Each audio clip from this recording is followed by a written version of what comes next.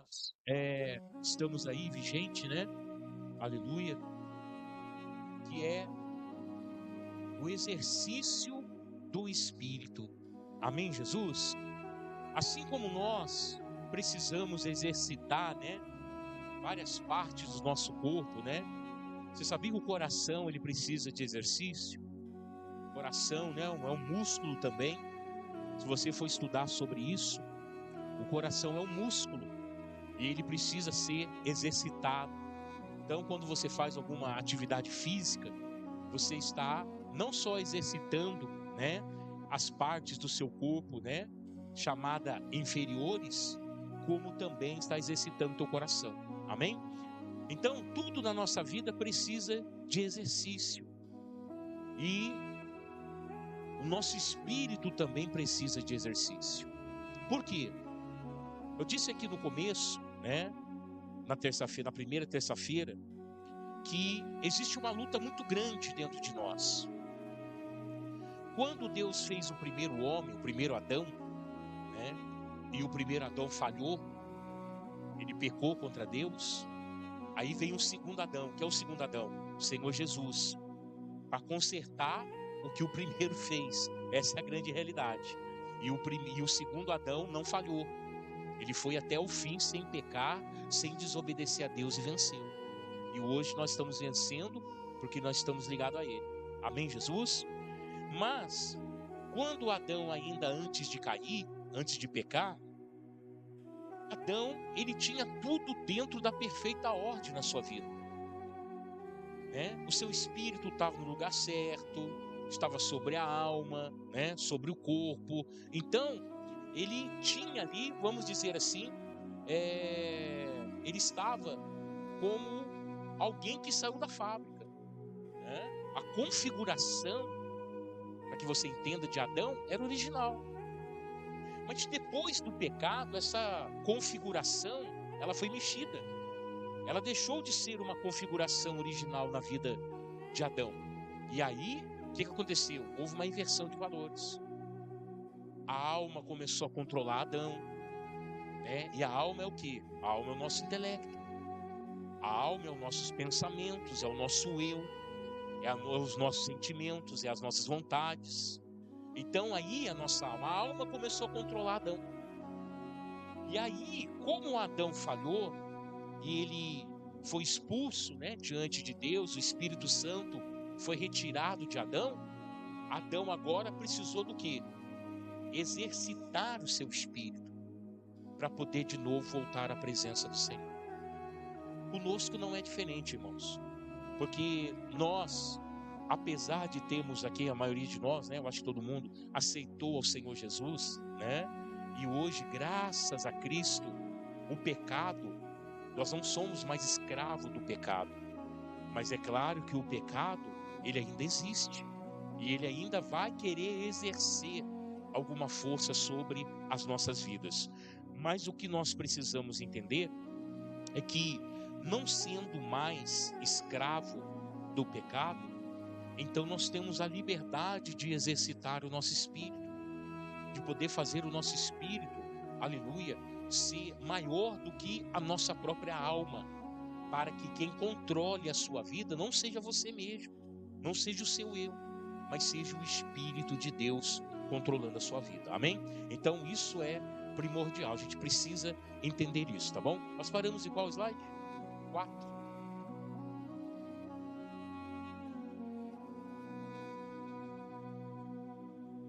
Isso.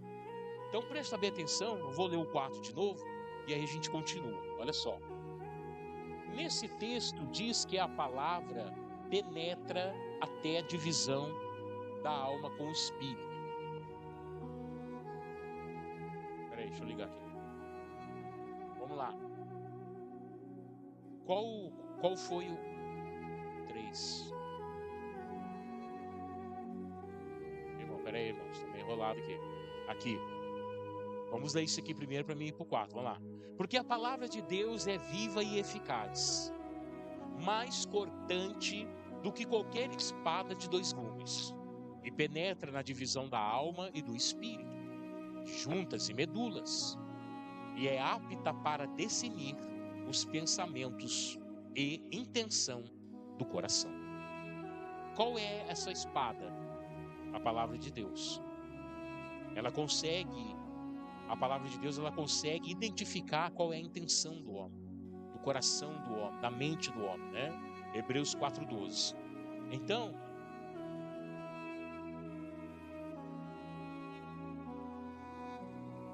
nesse texto diz que a palavra penetra até a divisão da alma e do espírito. Logo, a divisão entre um e o outro, não são as mesmas coisas. Contudo, apesar dessa divisão, parece-nos que os dois estão bem próximos, juntos, tanto que só a palavra de Deus pode como espada, né, afiada que pode separá-los. Então, essa é a grande realidade. A alma e o espírito, elas estão juntas em algum momento na nossa vida. E só a palavra de Deus pode fazer essa divisão entre a alma e o espírito. Quando nós falamos alma e espírito, nós falamos de fé e emoção. A fé e a emoção andam na mesma linha. Então nós precisamos saber discernir o que é emoção e precisamos saber discernir o que é espírito. Porque senão qualquer manifestação que você olhar, qualquer movimento que você vê, você vai achar que é de Deus. E muitas vezes não é. Às vezes é emoção. Às vezes a pessoa é movida pela sua própria emoção. Então a nossa mente, a mente do ser humano, ela é muito potente. A mente do ser humano é uma coisa extremamente absurda. Por quê? Porque Deus, ele é um ser pensante. E ele fez o homem da mesma forma. Ah, pastor, então quer dizer então que nós podemos pensar como Deus? Bem, para pensar como Deus, nós precisaremos ser como Ele é. E como nós não somos perfeitos, né? Então nós ficamos ainda um grau abaixo dos pensamentos de Deus. Essa é a grande realidade. Mas, para que você possa entender, a mente humana é uma máquina tremenda. Então qualquer coisa que você imaginar através das suas emoções, você vai sentir. Essa é a grande realidade. Então se você imaginar, não, Deus está falando comigo agora, daqui a pouco você já começa a sentir arrepio, daqui a pouco, você está entendendo? A imaginação do homem é uma coisa absurda. Então como que nós podemos não sermos enganados por nós mesmos, pelos nossos sentimentos? Só através do seu espírito comandando a sua vida. E para isso você precisa exercitar o espírito. Tá? E como que eu exercito o espírito, pastor? Palavra de Deus. E o que a palavra de Deus manda você fazer mais? A Bíblia manda nós termos uma vida de oração. A Bíblia nos manda jejuar. A Bíblia nos manda, aleluia, aguardar essa palavra na tábua do nosso coração. Amém, Jesus? Então isso é fundamental. Então esses exercícios é o que você exercita o teu espírito. Quando você, aleluia, busca primeiro o reino de Deus e a sua justiça, busca ser justo, isso faz a diferença na sua vida. Amém, Jesus? Olha o que diz mais aqui. Na prática diária da vida cristã, a maioria dos crentes sabe muito bem quão difícil é separar o que é alma do que é espírito. Mas que são distintos, isto é inegável. Então quer dizer, espírito é espírito e alma é alma. São duas coisas diferentes. Por isso a palavra é distintos. São duas coisas totalmente diferentes uma da outra. Amém? Mas as duas coisas habitam em você. E aí? As duas coisas habitam em você. E a própria palavra de Deus, a própria Bíblia diz, Paulo escreveu sobre isso, fala da luta, da batalha que qualquer ser humano debaixo do céu sofre. A luta contra a carne e o espírito. Mas quando a Bíblia fala carne, Ela não está falando disso aqui. Porque isso aqui não exerce força contra você. A carne não. A carne é um revestimento para abrigar o espírito e para abrigar a alma. Então, quando nós encontramos na Bíblia batalha, guerra, luta entre carne e espírito, nós já identificamos, é a luta contra a alma e o espírito. E essa batalha existe dentro de cada ser humano, de homem e mulher, que está debaixo desse céu. Essa é a grande realidade. Amém? Vamos lá. Lemos na Bíblia que o novo nascimento é o nascer do Espírito. Essa é a grande realidade. O novo nascimento, como o próprio apóstolo Paulo disse, aleluia, né? Que as coisas velhas se passaram, e eis que tudo se fez novo, nova criatura.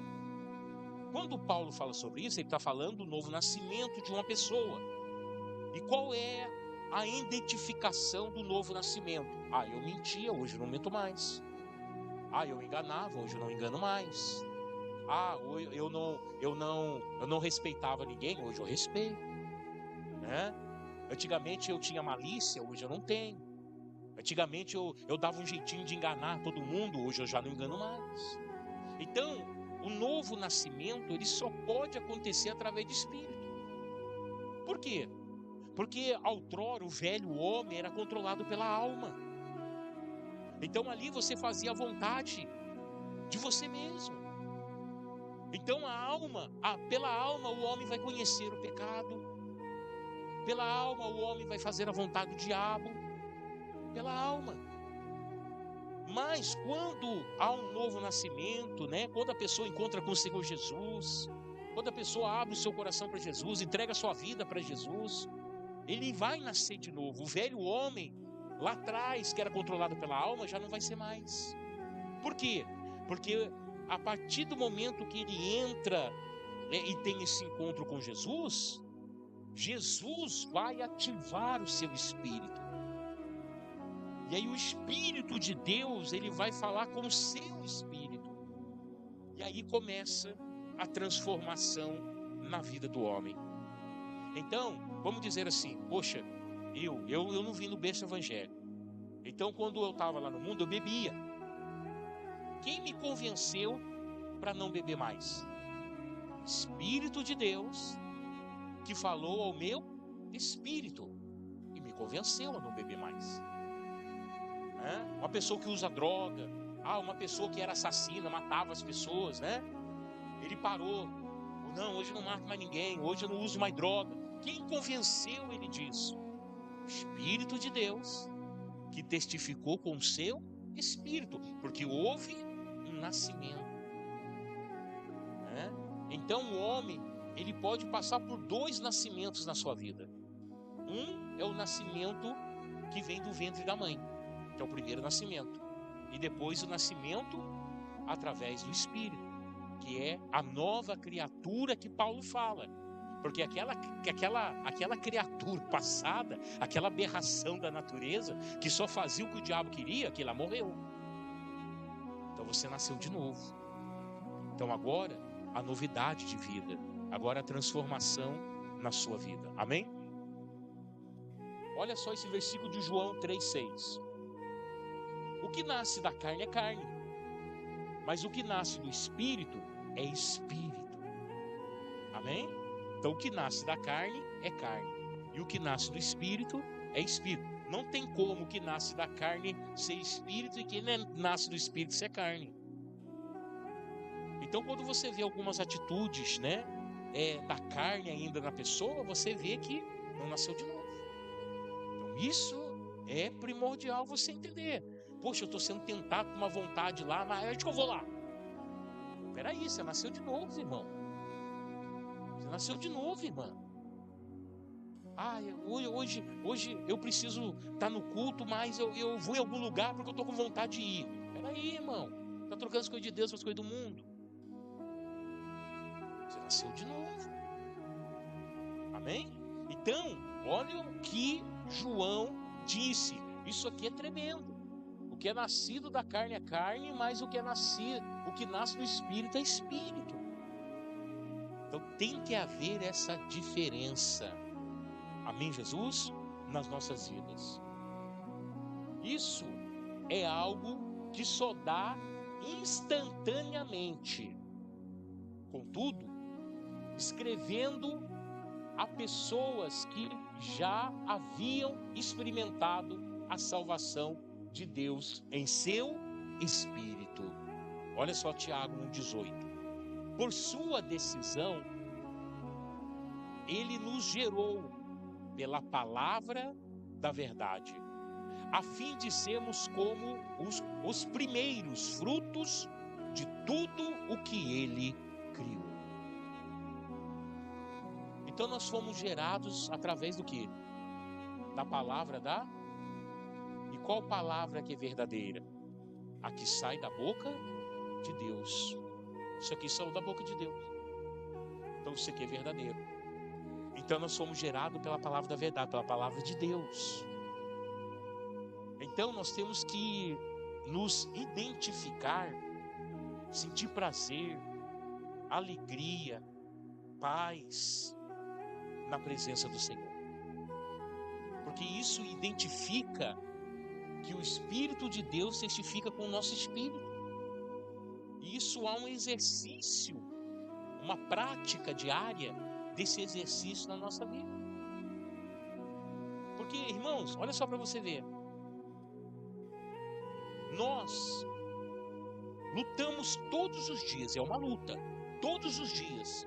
Para quê? Para não pecar. É uma luta todos os dias para nós não pecarmos. Então, constantemente vigiando nossa mente, constantemente vigiando nossa boca, constantemente, nos vigiando para não pecar, né? Agora, você já viu alguém que faz força para pecar? Não. Por quê? Porque o pecado é instantâneo. É algo, quando vê, já foi. Então, é isso que nós temos que entender. A nossa permanência de pé, a nossa permanência diante de Deus, a nossa permanência, aleluia, fora dos caminhos errados do mundo, do pecado, isso só vai acontecer através do teu espírito. Se você der uma brechinha desse tamanho para a tua alma tomar conta, já era, irmão. Se você der uma brechinha desse tamanho para a alma calar o espírito, pronto, você já vai perder a sua bênção. Amém? Então, fica atento a isso em nome de Jesus.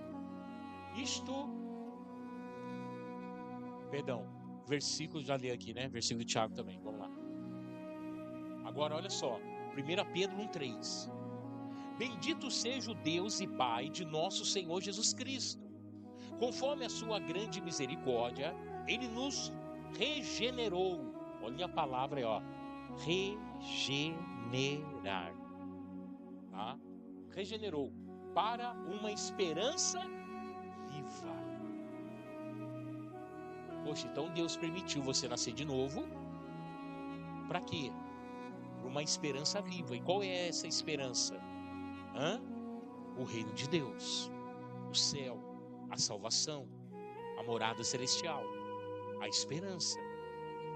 Por isso que Paulo ele disse que tudo que nós vemos com nossos olhos carnais, normais, naturais, são passageiras. Mas o que nós olhamos pelos olhos do Espírito é eterno.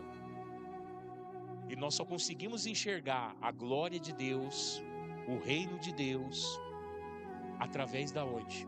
Do nosso Espírito. Então, se você chegar para qualquer um aí que não exercita o seu Espírito, se você chegar em qualquer pessoa que a alma dele está tomando conta, e começar a falar do céu, começar a falar em salvação, começar a falar essas coisas assim, ele vai dar um nó na mente dele. Ele vai olhar para você e falar assim: poxa vida, de onde você tirou isso? Vai confundir a mente dele, né? Se você pedir para ele ler a Bíblia para você, lê um versículo da Bíblia e explica para mim. Ele vai ler e daqui a pouco ele vai ficar: fala, irmão, alguma coisa, eu não entendi nada. Por quê? Porque é o Espírito Santo que vai falar no seu coração o que está escrito na Bíblia. Então não adianta, irmão, o Espírito faz toda a diferença na nossa vida, tá? Então, é essa esperança viva que nós temos no nosso coração.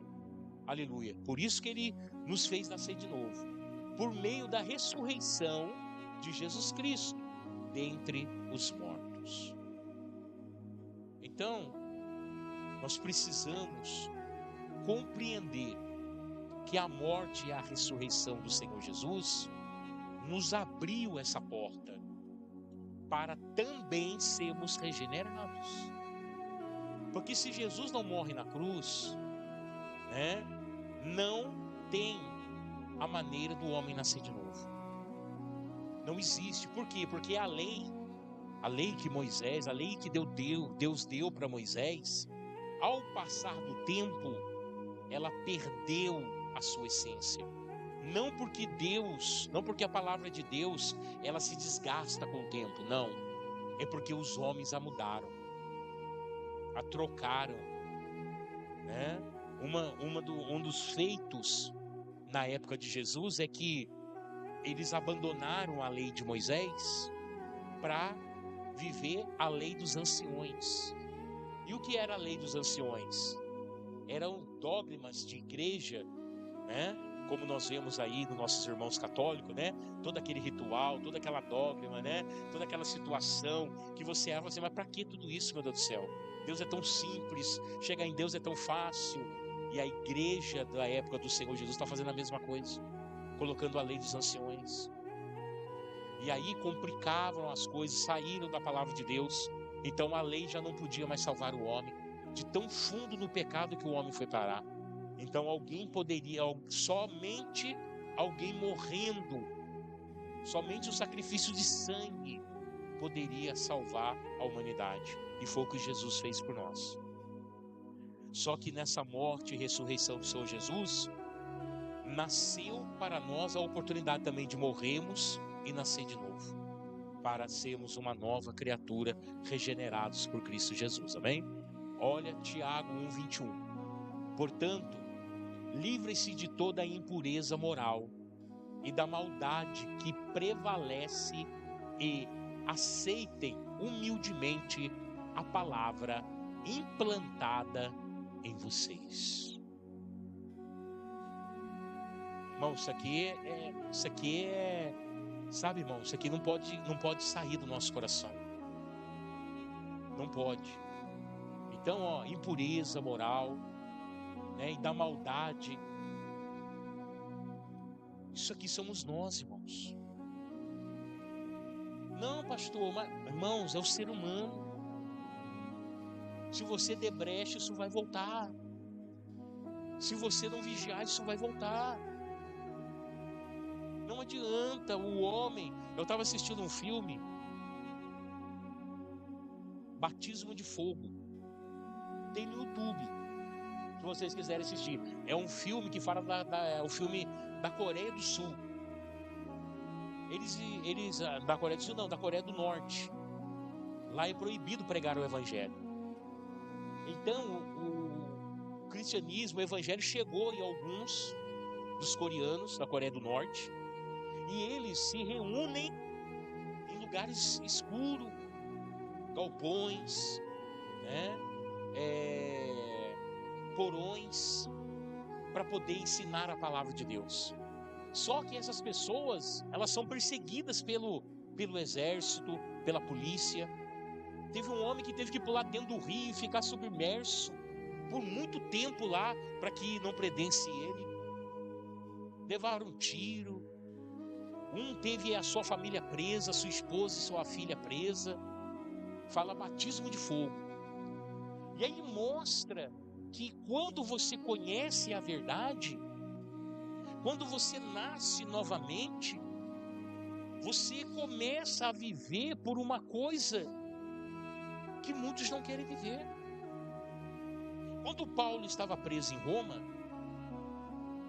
o centurião que estava lá tomando conta da prisão, ele questionou Paulo, porque ele pediu para que os seus soldados entrassem na cela de Paulo. E quem que eles encontraram lá? Lucas. Lucas, ele entrava de madrugada, ele conseguia entrar, passar pelos guardas e ia lá na onde estava preso Paulo, no calabouço. E lá Paulo ficava ditando para ele, né, as cartas que Lucas escreveu. Coríntios, Timóteo, né, Romanos, enfim. Então Lucas escreveu a maioria das epístolas que Paulo ditou. Paulo, ele não escrevia, porque Paulo, ele tinha um espinho na carne. E o espinho na carne de Paulo era uma enfermidade, chamado glaucoma. Paulo tinha problema sério de visão, muito sério, ao ponto dele não conseguir escrever, porque ele não enxergava. Então as cartas que Paulo escreveu, que a gente trata que Paulo escreveu porque foi dado por ele, 14 epístolas, foi ditada e alguém escreveu para ele. E a maioria foi Lucas. Numa dessas noites que Lucas estava ali, ele entrou escondido na prisão para Paulo ditar, para ele escrever. O centurião foi lá e prendeu Lucas e confiscou o material que estava sendo escrito. E aí, o que aconteceu? O centurião leu. Aí pegou Paulo, no outro dia, pegou Paulo e Lucas, botou na frente dele e falou assim, ó, que porcaria é essa? Que é isso aqui? Falou para eles. Ele falou assim, ó, isso aí é o evangelho, é o poder de Deus. Ele falou, mas você acredita nisso? Você acredita nisso aqui? O centurião falou para ele. Sabe o que Paulo disse? Ele falou, eu estou preso aqui e daqui eu vou para a morte. Alguém morreria por uma coisa que não acredita? Acabou a conversa com o centurião, irmão. Acabou a conversa com o centurião. Então quer dizer, ninguém morre, ninguém dá a sua vida por uma coisa que não acredita. Essa é a grande realidade. E através da onde que nós somos convencidos que a palavra de Deus é a verdade? Através do nosso espírito. E para continuarmos acreditando, precisamos exercitar esse espírito. Amém? Então vamos lá. Portanto, livre-se de toda impureza moral. Moral. O que é pureza imoral? É aquela impureza que você pratica através dos seus sentidos. Você olha, você fala, você comenta, você põe a mão, tá? Através dos seus, isso aí é uma impureza moral. E da maldade que prevalece e aceite humildemente a palavra implantada. Ela foi implantada. Por quê? Porque o homem nós nascemos em pecado. Alguém já nasce aqui sabendo a palavra? Não. Ela é implantada. Quando nós chegamos na certa idade, nós conhecemos Jesus e a palavra de Deus vai sendo implantada. O que é uma planta implantada? É quando você tira ali uma muda, né, de uma planta já plantada, você tira uma muda e planta ela. Então aquilo ali é implantado. Ela vai também crescer, ela também vai dar o seu fruto. Amém? E é onde que nós encontramos isso? João 15, que fala sobre a videira verdadeira. Ali fala que Jesus é a videira verdadeira e o Pai é o agricultor. Nós somos o ramos que estamos enxertados na videira. O que a palavra do Senhor diz? Todo ramo que não der fruto, o Pai corta e lança fora. Mas todo ramo que dá fruto, o Pai limpa para que dê mais fruto. Agora, entenda, ser cortado e lançado fora é uma coisa terrível, mas ser limpado não é uma coisa, vamos dizer assim, não é uma coisa que você vai se sentir bem, não. É uma coisa que vai trazer dor. Por quê? Porque a limpeza que Deus faz na minha e na sua vida, para que você dê mais fruto, é a limpeza onde você vai ter que renunciar a você mesmo. Vai ter que dizer não para você mesmo. Então isso dói para muitas pessoas. Amém? Implantada em vocês, a qual é poderosa para salvá-los. Então essa palavra que está sendo implantada todo dia, todo culto, toda vez que você abre a tua Bíblia na tua casa, é implantada na sua vida, ela é regada e alimentada pelo seu espírito. Amém? E o que vai acontecer? Vai salvar a sua vida. Salvar do quê? Ah, mas vai me salvar do quê, pastor? Da condenação do inferno. Porque todo homem nasce já condenado ao inferno. Essa é a grande realidade. Nesse filme Batismo de Fogo, você vai ver, ali se você for assistir, você vai ver o rapaz falou assim, olha, pela palavra de Deus eu reconheci que eu sou perverso, que eu sou extremamente perverso, que eu sou extremamente mau. Ele vai falar isso, ele reconheceu isso lendo a palavra de Deus. E que só o amor de Deus, só a misericórdia de Deus, só a graça de Deus pode me salvar. Então, quando nós reconhecemos isso, irmãos, nós passamos isso para frente. Nós mostramos isso para outras pessoas, para que elas também se regenerem. Porque a regeneração, ela só pode acontecer na vida do homem através do seu espírito, quando ele entrega a sua vida para Jesus. Amém? Porque quando o homem entrega a sua vida para Jesus, ele volta à configuração original. O espírito no seu lugar, a alma no seu lugar, para que haja vida dentro dele. Amém? Então isso é muito importante. Mas, pelo precioso sangue de Cristo, como de um cordeiro sem mancha e sem defeito. 1 Pedro 1:19. Eu tinha lido 6 mesmo? Isso.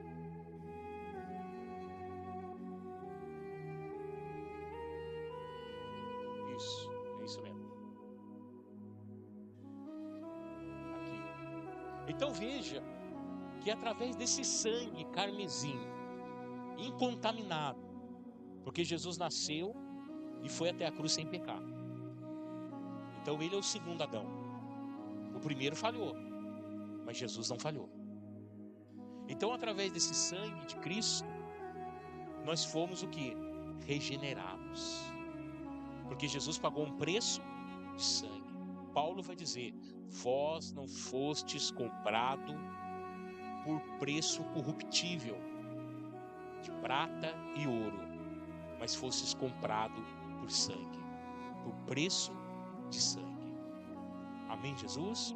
Então, o sangue de Cristo, ele nos abriu esse novo e vivo caminho, essa volta para Deus. E aí, por onde que acontece tudo isso? Através do teu espírito. Porque quando nós falamos voltar para Deus, aí a pessoa que não entende fala assim, poxa, mas será que tem uma escadinha para me subir, para me chegar até o céu, voltar até a Deus? Não, esse caminho se chama espírito.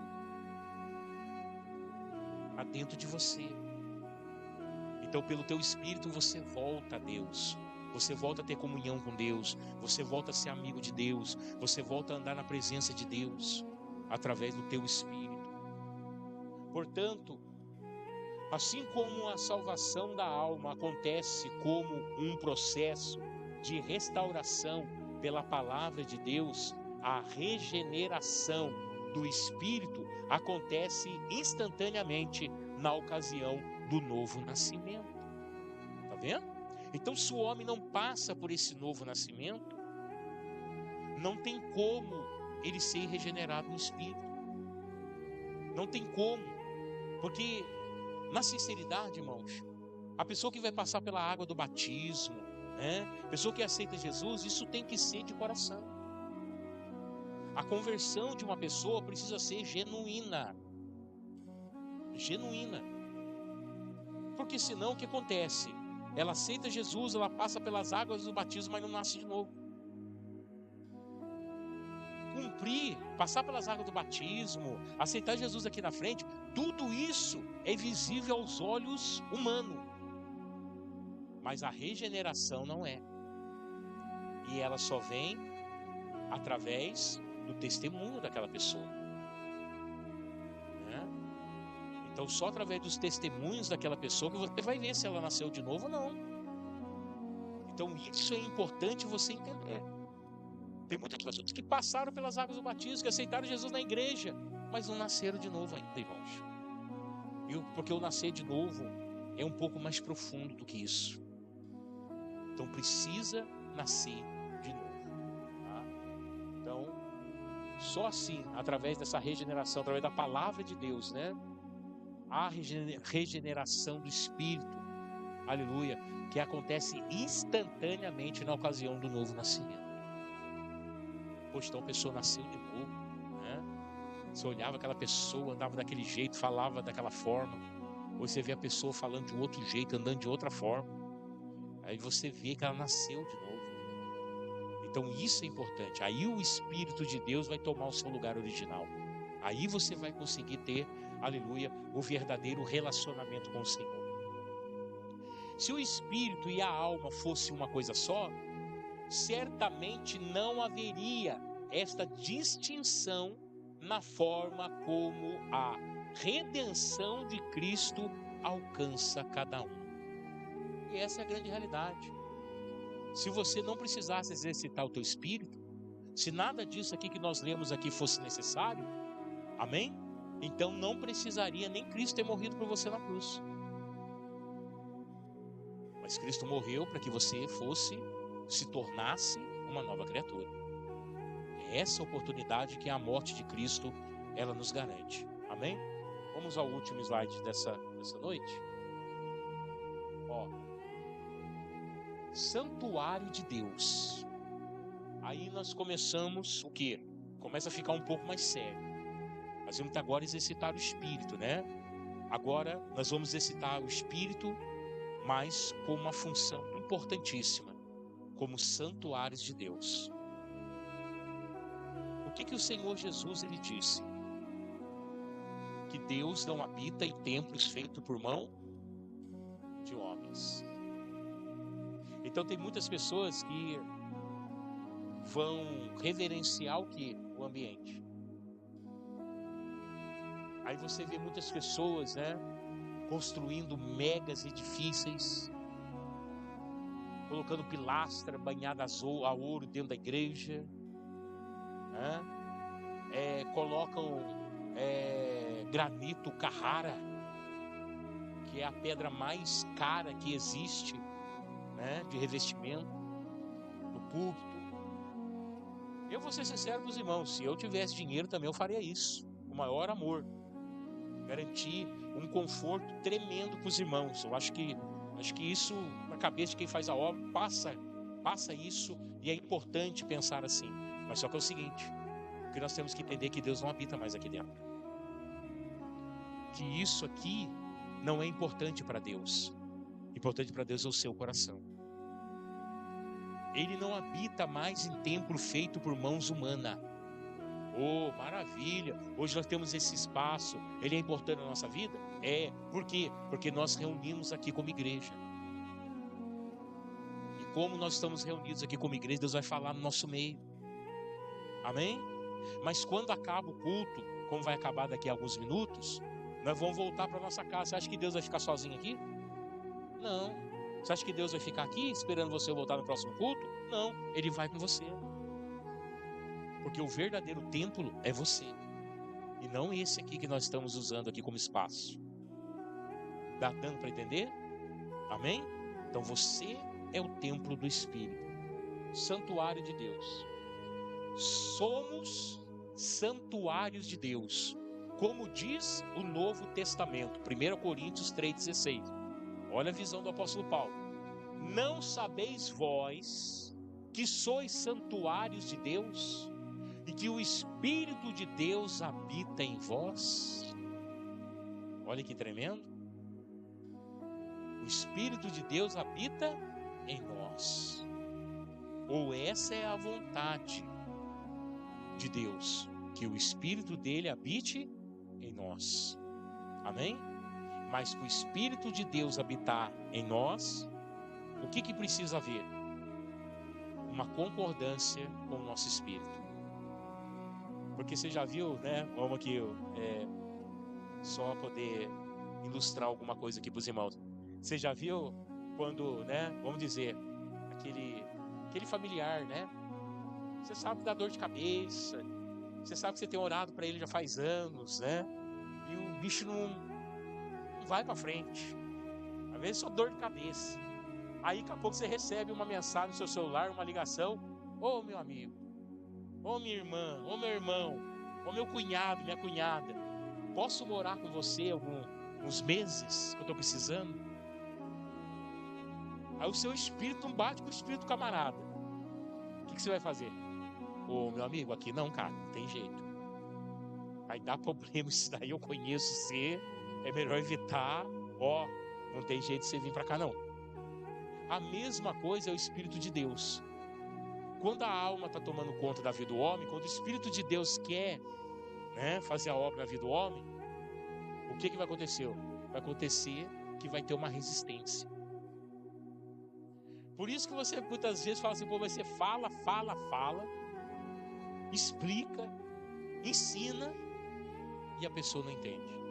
Por quê? Porque há uma resistência. Então, para que possamos nos tornar santuário de Deus, e que essa palavra que Paulo disse possa se cumprir em nós, nós precisamos aceitar o Espírito de Deus em nós. O Espírito de Deus, ele vai vir, ele precisa achar morada no teu espírito. E isso é fundamental para as nossas vidas. Amém, Jesus? Isso é fundamental. Amém, irmãos?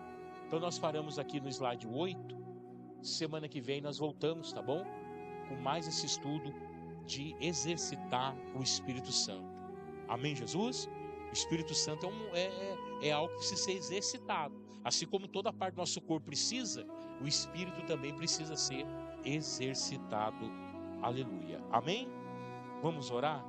Vamos colocar de pé para nós orarmos essa noite.